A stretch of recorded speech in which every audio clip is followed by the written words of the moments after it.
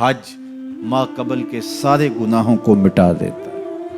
جب کوئی شخص حج کرتا ہے تو وہ گناہوں سے ایسے پاک ہو جاتا ہے جیسے ابھی ماں کے پیٹ سے جنم لیا۔ اللہ اس کے سارے گناہوں کو ختم کر دیتا ہے، سارے گناہوں کو معاف کر دیتا ہے۔ اور حاجی نہ صرف خود گناہوں سے پاک صاف اور ستھرا ہو جاتا ہے، وہ حج سے لے کے اپنے گھر میں داخل ہونے سے پہلے جس کے لیے دعا کرے اللہ وہ دعا بھی قبول فرماتا ہے، وہ مستجاب الدعوات ہوتا ہے۔ اس لیے جب کوئی حج کے لیے جا رہا ہو تو مستحب یہ ہے کہ جانے والا لوگوں کو مل کے جائے، رشتہ داروں کو، دوستوں کو، اگر اس کے پاس وقت ہے، فرصت ہے، حالات ایسے ہیں تو وہ جائے اور جا کے جتنے لوگوں کو ملا جا سکتا ہے، اگر کسی سے زیادتی کی ہے تو معافی تلافی کروا لے، ان کو مل کے جائے۔ اور جب وہ واپس آئے تو لوگ اسے ملنے آئے، اس لیے کہ یہ اعزاز ہے کہ اب اس کی آنکھیں دیکھیں جس آنکھوں نے کعبۃ اللہ کی زیارت کی ہے، اس کی آنکھوں کو دیکھیں جن کی آنکھوں نے جمال گنبد خضرا دیکھا ہے۔ تو ہمارے یہاں بعض کا تو ہوتا ہے کہ حاجی جب رخصت ہوتا ہے تو اس سے پہلے گھر میں محفل یا اس طرح کا ہوتا ہے تو لوگ آتے ہیں ملنے کے لیے، تو آپ حج پہ جا رہے ہیں، اچھی بات ہے، اس میں کوئی شریعت کی ممانعت بھی نہیں ہے، لیکن استحباب اس میں ہے کہ وہ مل کے جائے لوگوں کو، اور جب وہ واپس آئے تو پھر لوگ ملنے آئے، اور وہ بھی اگر اس کو گھر داخل ہونے سے پہلے ملیں تو اس کی دعائیں اس وقت میں رد نہیں ہوتی، تو اس سے دعائیں لی جائیں۔ تو حج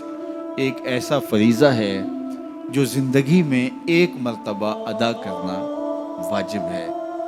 اس کے بعد آپ ہر سال ادا کر لیں، 5 سال بعد کر لیں، زندگی میں جب استطاعت مالیہ نصیب ہو، استطاعت بدنیہ نصیب ہو، حالات اجازت دیں تو آپ جب چاہیں کریں، لیکن ایک مرتبہ جو حج کیا جاتا ہے اس کو حجۃ الاسلام کہا جاتا ہے، تو وہ ایک مرتبہ آپ کے ذمے سے اتر جائے گا جب آپ کر لیں گے۔ اور حج بدل بھی وہی کر سکتا ہے جس نے حجۃ الاسلام اپنا حج کیا ہوا ہو، اور یہ جو حج بدل ہے یہ ایک ایسا حج ہے جس سے 3 گناہگاروں کو جہنم کی آگ سے آزاد کر دیا جاتا ہے۔ ایک جس کے لیے حج بدل کیا جا رہا ہے، دوسرا جو کروا رہا ہے، اور تیسرا جو کر رہا ہے۔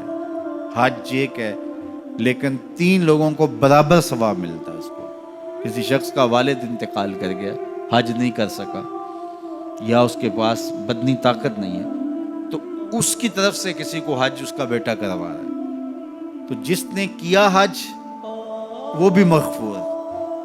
جس کی طرف سے کیا جا رہا ہے وہ بھی مغفور، اور پیسے جو خرچ کر رہا ہے اپنے باپ کے لیے، اپنی بوڑھی ماں کے لیے، وہ بھی مغفور۔ تو ایک حج 3 گناہگاروں کی بخشش کا ضامن بن گیا، یہ حج بدل کی برکتیں۔ تو حج گناہوں کو مٹاتا ہے، باطن کو ستھرا کرتا ہے، اندر کی پاکیزگی کا ضامن ہے،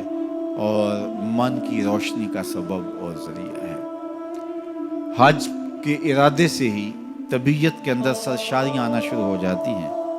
اور پھر جب انسان حج کے لیے نکلتا ہے تو یہ ایک ایسا سفر ہے، فرمایا گیا کہ حج عورتوں کا جہاد ہے، اور مردوں کے لیے بھی جہاد کا ایک حصہ ہے، اور چاہے جتنا ہی بڑا فاخرانہ لباس کیوں نہ کوئی شخص پہنتا ہو، شاہی جوڑے بھی کوئی زیب تن کرتا ہو، بادشاہ وقت بھی ہو، تو وہ بھی شاہی لباس اتار دے گا، 2 سفید کپڑوں میں اپنے آپ کو ملبوس کر دے گا۔